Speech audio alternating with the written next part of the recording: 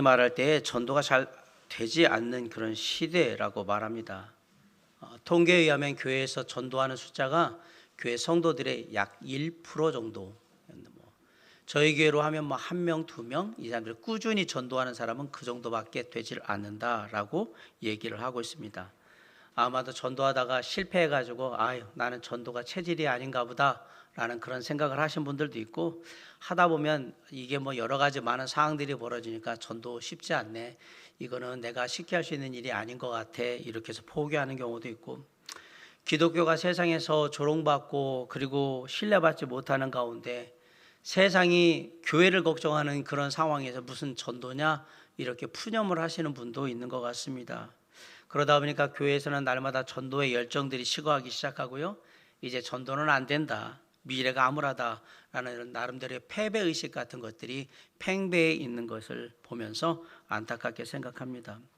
그리고 코로나19가 벌어지면서 3년이라는 기간이, 이 시간 등을 통해서 더욱더 이런 생각들이, 전도는 이제 힘들어라는 생각이 더욱더 깊어진 것 같습니다. 근데 제가 코로나19 얘기하면서 항상 얘기했던 게 지금이 전도하기 가장 좋은 때라고 계속해서 말씀을 드리고 있습니다. 지금 이럴 때일수록 더욱더 복음을 전하고 전도하는 일에 힘써야 한다라는 얘기입니다. 잃어버린 영혼들을 구원하기 위해서 그들을 전도하고 제자 삼는 것은 교회의 사명인 동시에 모든 그리스도인의 사명이기 때문에 그렇습니다. 지금 이 시대는 우리 그리스도인들이 조금만 더 바르고 건강하게 예수 그리스도를 믿고 있다라는 그러한 삶의 향기를 내뿜을 때에 오히려 전도가 더 잘 될 수 있는 시대라는 사실을 절대 잊으시면 안 됩니다. 역사상 지금처럼 전도를 자유롭게 할 수 있던 시대는 우리에게 주어진 적이 없습니다. 예수님 때문에 희생하고 예수님 때문에 참고 인내하며 예수님 따라서 말씀대로 바르게 살아가기 위해서 우리가 열심히 최선을 다하면 그 삶의 모습이 오히려 전도가 될 수 있는 그런 시대라는 사실입니다. 한마디로 삶이 전도하는 시대가 되었다라는 얘기입니다. 그런 면에서 우리 교회가 잃어버린 영혼들을 구원하는 복음 전도의 사명을 잘 감당하는 그러한 온전한 하나님의 사역을 이루는 교회가 될 수 있기를 간절히 소망해 봅니다. 전도의 열정을 회복함으로 말미암아서 영혼들이 구원받고 그 구원받은 영혼들 중에 정말 어린 다음 세대 영혼들이 많아서 우리가 하나님의 다음 사역을 거룩하게 준비할 수 있는 그런 교회로 도림 성서 침례교회가 세워질 수 있기를 주님의 이름으로 간절히 축원합니다. 천하보다 귀한 영혼이 주님께 돌아오므로 주님이 기뻐하시는 것을 몸소 느낄 수 있는 그러한 교회가 되고 성도가 될 수 있기를 기대하고 소망합니다. 진짜 예수 그리스도를 만나고 그래서 구원받고 교회가 생명력을 더 가지고 더욱더 영혼을 전도하고 그들을 제자로 세우는 사명을 감당하는 데 있어서 정말 최선을 다할 때에 다시 한번 우리에게 부흥의 기회가 오리라고 저는 확신합니다. 그동안 세상에 빠져있던 그런 마음들을 이제 다잡고 이제부터라도 주님의 마음으로 돌아가서 전도에 힘쓰는 삶을 통해 하나님께 영광 돌릴 수 있기를 간절히 바랄 때에 우리가 꼭 알아야 될 세 가지를 제가 오늘 말씀을 드리길 원합니다. 첫째는 전도는 사명이다라는 사실이에요. 예수님께서 이 땅에 오신 이유는 잃어버린 자를 찾아 구원하는 것이라고 분명히 말씀하고 있습니다. 누가복음 19장 10절에 보면 인자가 온 것은 잃어버린 자를 찾아 구원하려 함이라 라고 말씀하고 있습니다.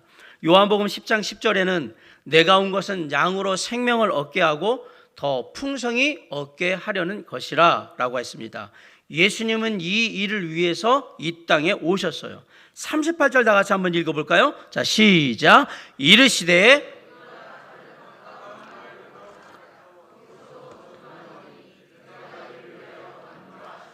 내가 이를 위하여 왔노라. 전도하기 위해서, 영혼을 구원하기 위해서 왔다라고 말씀하셨어요. 예수님은 이 일을 위해서 사셨고요, 이 일을 위해서 죽으셨습니다. 예수님은 십자가의 죽음만이 이 땅에 보내신 아버지 하나님의 뜻을 온전히 이룰 수 있는 유일한 방법이라고 믿고 계셨습니다. 예수님은 이 일만이 모든 사람을 구원할 수 있는 유일한 길이라고 믿고 계셨습니다. 예수님은 이 길만이 세상을 변화시킬 수 있는 유일한 방법이라고 또한 믿고 계셨던 겁니다. 그래서 예수님께서 하늘로 승천하시기 전에 마지막으로 제자들에게 이렇게 당부하셨어요. 마태복음 28장 19절로 20절에 보면 그러므로 너희는 가서 모든 민족을 제자로 삼아 아버지와 아들과 성령의 이름으로 침례를 베풀고 내가 너희에게 분부한 모든 것을 가르쳐 지키게 하라. 볼지어다 내가 세상 끝날까지 너희와 항상 함께 있으리라 하시니라. 이걸 우리가 흔히 뭐라고 부르냐면 지상 대사명 이렇게 부릅니다. 이 말이 뭐냐? 말 그대로 이 땅에서 우리가 이루어야 될 가장 위대한 사명이 바로 이거다라는 얘기예요. 이 말은 전도가 사명이라는 것을 우리에게 알려줍니다. 마태복음 28장 19절로 20절에서 유일하게 명령을 하고 있는 단어는 딱 하나예요. 제자를 삼아. 그게 딱 명령이에요. 제자를 삼기 위해서 여기저기 다니는 거고, 제자를 삼기 위해서 영혼들에게 구원의 복음을 전하는 거고, 제자를 삼아서 구원받은 자들에게 침례를 베푸는 것이고, 제자를 삼기 위해서 하나님의 말씀을 가르치고, 제자를 삼기 위해서 가르친 말씀을 지켜 행하도록 권면하는 거예요. 이 모든 것은 제자를 삼으라는 명령을 이루기 위한 과정들인 겁니다. 우리가 잘 아는 사도행전 1장 8절 말씀을 보면 이런 지상 대사명을 이루시기 위해서 예루살렘과 온 유대와 사마리아와 땅끝까지 이르러 사람들을 만나라고 지금 말씀하고 계신 거거든요. 그래서 예수님도 이 말씀의 교훈을 그대로 잘 아시기에 이곳저곳 다니시면서 전도하셨던 겁니다. 우리 38절과 39절을 다 같이 한번 읽어볼까요? 시작. 이르시되 우리가 다른 가까운 마을로 가자.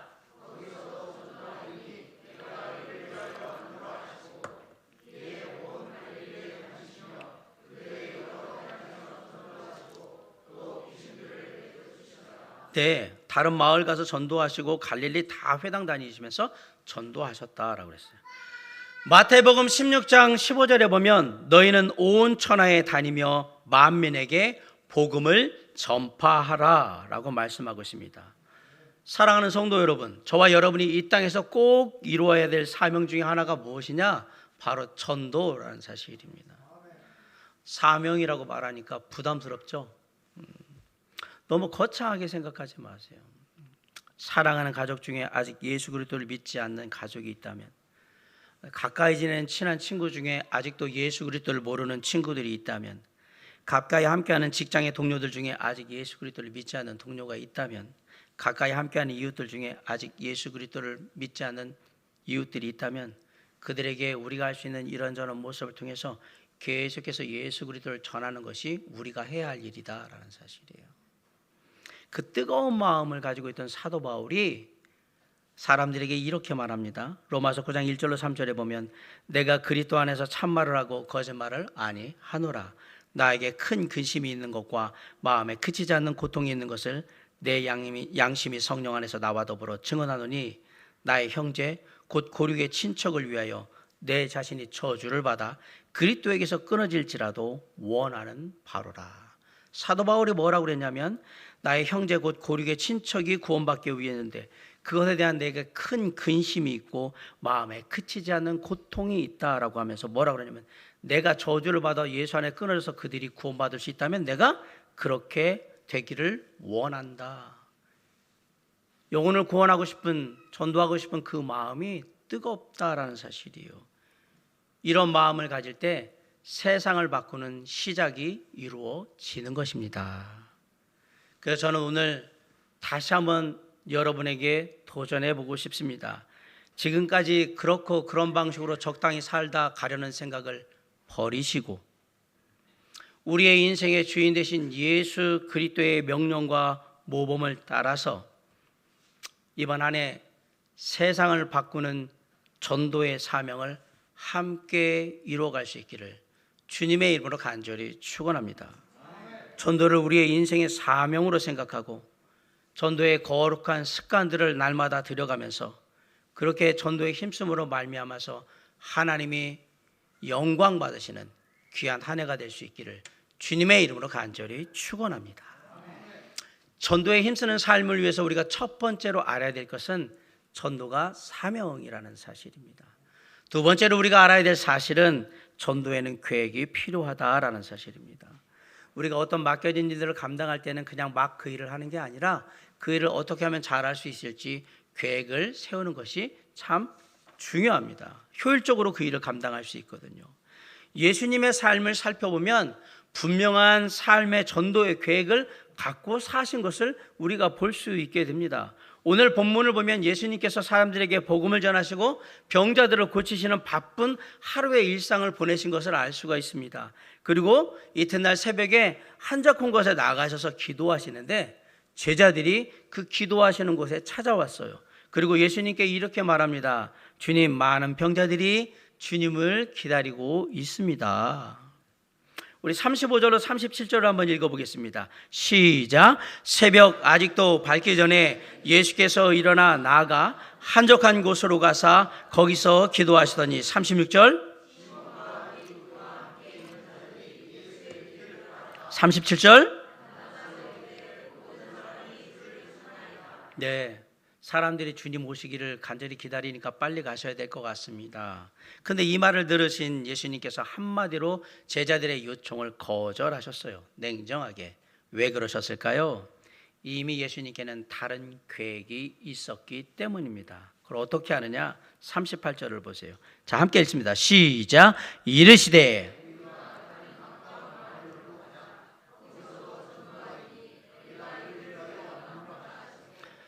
예수님은 이미 가버나움에서는 어제까지 복음을 전함으로 전도함으로 이미 다 할 일을 다 했다라고 생각하시는 거예요. 그래서 이제는 복음을 들을 기회가 전혀 없었던 다른 마을로 가서 전도할 계획을 이미 가지고 계셨던 겁니다. 이와 같이 예수님의 하루하루의 삶은 전도를 계획하는 삶이었던 것을 우리가 알게 돼요. 오늘은 어느 곳에 가서 어떤 사람들에게 복음을 전하리라. 내일은 어느 곳에 가서 어떤 사람들에게 복음을 전하리라. 이게 다 계획되어 있는 삶을 예수님은 살고 계시다라는 사실이에요. 자, 그렇다면 우리는 어떻습니까? 우리 주 예수 그리스도 하나님을 따라 사는 주님의 제자로서 우리는 얼마나 전도를 삶에 계획하면서 살고 있습니까? 저와 여러분의 전도 계획은 과연 무엇입니까? 또한 우리 교회의 전도 계획은 과연 무엇일까요? 마태복음 28장에 나오는 지상 대사명에서 알 수 있듯이 예수님은 모든 민족이 복음을 듣고 구원받아서 예수님을 따르는 제자가 되는 놀라운 비전을 이루시기 위해서 당신이 이 땅을 떠났을 때 그 일을 감당할 수 있는 것으로 무엇을 세우셨느냐? 주님의 몸된 교회를 세우신 겁니다. 그 일을 대신하라고. 그런데 이렇게 생각하면 민족을 복음화해야 되는구나. 그럼 민족 복음화의 그런 대사명은 한두 사람이 노력한다고 되는 문제가 아니거든요. 그걸 너무 큰 과제라는 걸 주님은 잘 알고 계세요. 그래서 민족을 복음화시키는 영혼들을 구원하는 그 사명을 감당하기 위해서 주님의 몸된 교회 신앙 공동체를 허락해 주신 거예요. 저희 교회는 돌아오는 5월에 교회 창립 44주년을 맞습니다. 그런데 우리 교회가 얼마의 역사를 가지고 있는지, 그리고 우리 교회 사이즈가 얼마나 큰지 그런 건 별로 중요하지 않습니다. 더 중요한 것은 실제로 우리 교회를 통해서 예수 그리스도를 모르는 사람들에게 얼마나 예수 그리스도가 많이 전해졌는지, 그것을 통해서 얼마나 많은 영혼들이 진짜 예수 그리스도를 믿고 구원받았는지, 그것을 통해서 얼마나 많은 영혼들이 예수 믿고 구원받아서 예수 그리스도의 제자로 그 변화되어서 그 삶을 헌신했는지, 그게 더 중요한 겁니다. 그래서 우리 교회가 정말 예수 믿지 않는 사람들을 전도하는 교회로 귀하게 쓰임받을 수 있기를 간절히 소망해 봅니다. 그동안 우리 교회를 찾아주시고 우리 교회 공동체를 구성한 분들을 쫙 보면 거의 70% 80%가 교회 안 다니셨던 분들이에요. 저희는 그렇게 구성된 교회거든요. 저희는 타 교회에서 수평 이동해 가서 교회를 채운 교회가 아닙니다. 예수 그리스도를 모르던 사람들을 한 사람 한 사람 복음을 전하고 그들을 구원해서 교회를 조금씩 채워가고 있는 그런 교회고, 그런 일들을 통해서 지금까지 성장한 교회예요. 물론 타 교회에서 오신 분들도 있어요. 우리 교회 내 교육받고 또 훈련받고 목장의 교제를 통해서 건강한 성도로 성숙하게 자라서 몸된 교회를 위해서 수고하시고 헌신하시는, 그렇게 기여하시는 분들도 다른 교회에서 오신 분들도 있습니다. 그렇다고 하더라도 우리 교회의 가장 기본적인 방향은 타교회 성도들을 이동시키는 수평 이동에 의한 성장을 지향하고 교회 본연의 사명인 잃어버린 영혼들을 구원함으로 말미암아서 그들을 제자 삼는 사역에 중점을 두고 그 일을 앞으로도 계속해 나갈 거라는 사실입니다. 그게 우리 교회의 중심인 거예요. 이런 우리 교회의 재앙점에 맞춰서 이제라도 우리 주변의 불신자들, 그리고 우리 주변에 있는 예수 그리스도에 대해서, 교회에 대해서 조금이라도 관심 있는 사람들을 우리의 전도 대상으로 삼아서 주님께로 이들을 인도하기 위한 그 일에 이제 전심전력해야 할 때가 되었다라는 사실입니다. 사랑하는 성도 여러분, 이 일을 주님이 기뻐하신다고 생각하지 않으십니까? 그렇다면, 기뻐하신다고 생각한다면 이제 우리 모두가 가져야 될 생각들은 우리 가족 중에 안 믿는 가족, 우리 친구들 중에 안 믿는 친구, 동료들 중에 안 믿는 동료, 그리고 이웃들 중에 안 믿는 이웃들을 주님께 인도하기 위한 전도의 계획을 세우셔야 합니다. 잠언 16장 9절에 사람이 마음으로 자기 길을 계획할지라도 그 걸음을 인도하시는 이는 하나님 여호와시니라고 얘기했습니다. 주변의 영혼을 전도하기 위해서 우리가 간절히 기도하고, 그리고 우리의 모든 지혜로운 생각들을 다 짜내고, 그리고 우리의 마음을 다 담아서 전도를 계획했다면 그 다음에 해야 될 건 뭐냐? 그 일을 이루시는 하나님의 능력을 구해야 한다라는 얘기입니다. 사도행전 1장 8절이 이렇게 얘기합니다. 오직 성령이 너에게 임하시면 너희가 권능을 받고 예루살렘과 온 유대와 사마리아와 땅끝까지 이르러 내 증인이 되리라 하시니라. 오직 성령이 너희에게 임하시면 너희가 권능을 받고, 하나님의 능력이 임하지 않는 한 전도는 안 된다, 그 얘기입니다. 전도는 사람의 지적인 능력으로 하는 게 아닙니다. 하나님의 능력으로 하는 거예요. 그 영혼을 만나는 것도 주님의 능력이 있어야 하는 것이고, 그 영혼에게 복음을 전하고 교회 인도하고 이런 것도 주님의 도우심이 있어야 하는 일이고요. 그 영혼이 말씀을 듣고 깨닫는 것도 주님의 도우심이 있어야 되는 것이고요. 그 영혼이 구원받고 하나님의 자녀로 변화되는 것도 주님의 도우심이 없이는, 성령의 역사하심이 없이는 안 되는 겁니다. 내가 똑똑하게 말 잘 전했다고 해서 구원받고 사람이 변하고 그러는 게 아니다라는 사실이에요. 우리가 전도의 계획을 세우고 주님의 능력을 구할 때 그곳에 영혼을 인도해 주시는 하나님의 역사가 있을 겁니다. 그곳에 영혼이 복음을 듣고 구원받는 역사가 있을 겁니다. 그곳에 구원받은 영혼이 하나님의 말씀으로 변화되어 예수 그리스도의 제자가 되는 역사가 있을 것입니다. 전도를 계획하고 그걸 이루기 위해서 주님의 능력을 구함으로 삶을 통해 날마다 전도를 이루어가는 올 한 해가 될 수 있기를 주님의 이름으로 간절히 축원합니다. 우리가 전도에 힘쓰는 삶을 살기 위해서 알아야 될 세 가지 중에 두 가지를 말씀드렸습니다. 전도는 사명이라고 했고요, 전도에는 계획이 필요하다라는 말씀을 드렸습니다. 마지막으로 우리가 전도를 힘쓰는 삶을 살기 위해 알아야 될 것, 전도할 기회를 잘 살피셔야 합니다. 전도를 위해서는 효율적인 계획이 필요하지만 때때로 전도 현장에 나아가면 계획되지 않은, 상상하지 못했던 일들이 비일비재하게 일어난다는 사실을 우리는 너무나도 잘 알아요. 그럴 때는 나갔는데 이건 내가 계획했던 게 아닌데, 내가 생각했던 게 아닌데, 이건 안 되겠는데 라고 그 부분을 대해서 그냥 모른 척하거나 포기해버리거나 그러면 안 되고, 주어진 모든 기회를 전도의 기회로 삼으셔야 합니다. 신약의 요한복음 4장에 보면 사마리아 여인과 예수님이 만나는 이야기가 나옵니다. 이 만남은 우리가 잘 알듯이요, 계획된 만남이에요. 요한복음 4장 4절에 보면 예수님이 사마리아를 통과하여야 하겠는지라 라고 기록이 분명히 되어 있습니다. 통과하여야 하겠는지라 라는 표현을 그냥 영어로 표현한다면 반드시 뭐뭐 해야 한다라는 must라는 단어를 거기에 쓰고 있어요.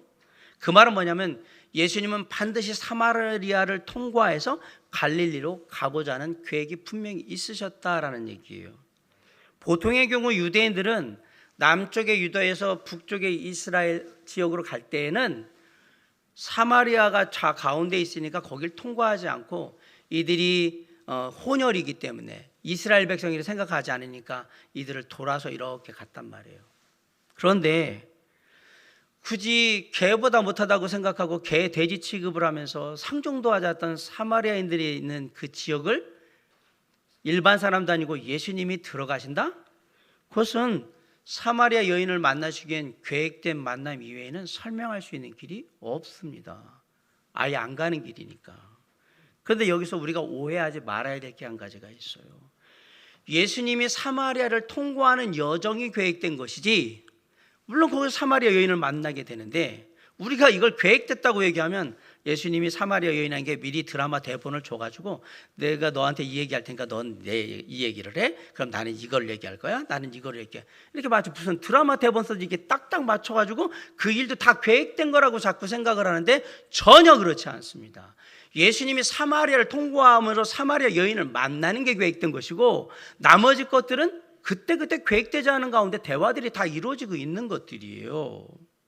사마리아를 지나가시다가 우물가에 쉬고 계신 예수님에게 사마리아 여인이, 수가성의 여인이 나옵니다.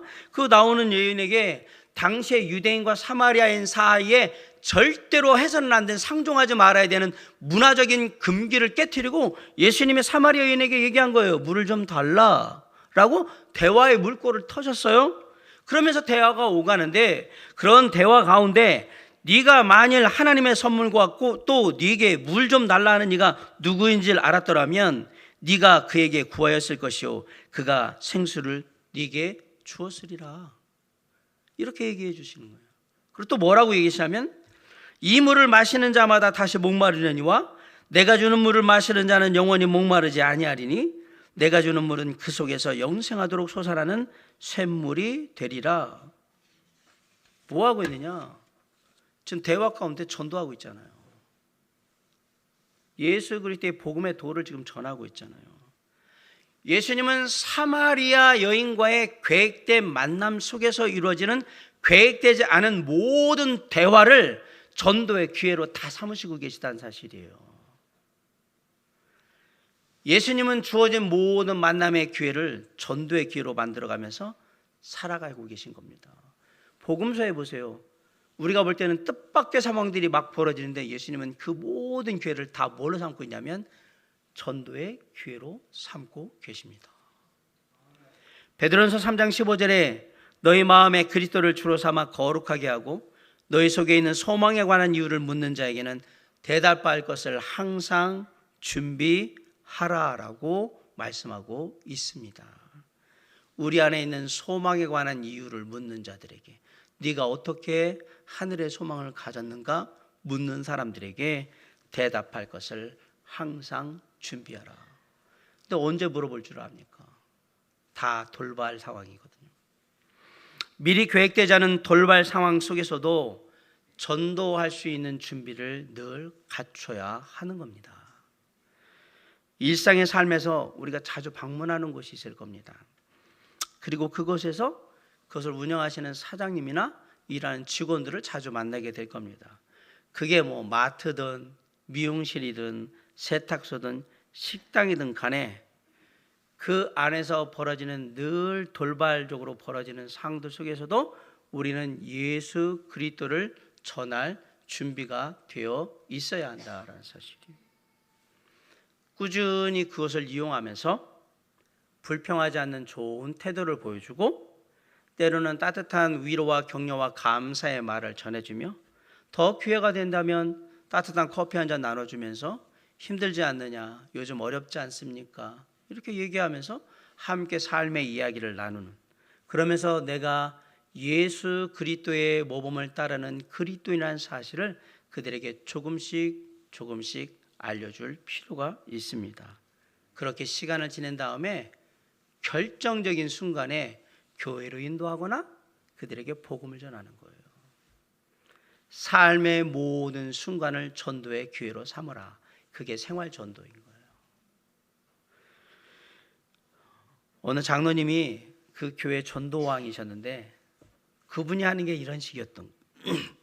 그분이 몸이 안 좋아서 늘 택시를 이용하셨는데 어디 가실 때 그때마다 콜택시를 부르는데 그 콜택시 기사의 개인 번호를 알아서 맨날 콜택시를 부를 때 누굴 부르냐면 그분을 부르신 거예요. 그러면서 얘기할 때 교회 얘기도 하고 신앙 얘기도 하며 삶 얘기도 하고 막 이렇게 갑니다. 그리고 내릴 때에는 만약에 뭐 4,000원이 나왔다 그러면 5,000원 딱 주면서 이거는 수고비니까 그냥 가지세요. 그리고 항상 팁도 더 주고 뭐 이렇게 하고. 이렇게 꽤 오랜 시간을 지냈습니다. 그리고 어느 순간에 그날도 택시를 타고 얘기하는 겁니다. 다음 달에 우리 교회에서 좋은 집회가 있는데 행사가 있는데 한번 오시지 않겠냐고. 그러면서 교회에 이제 안내지를 딱 주는 거죠. 놀랍게도 그분이 그날 그 집회 장소에 와 있는 거예요. 그리고 거기서 예수를 만나고 그리고 좋은 신앙인으로 자라고.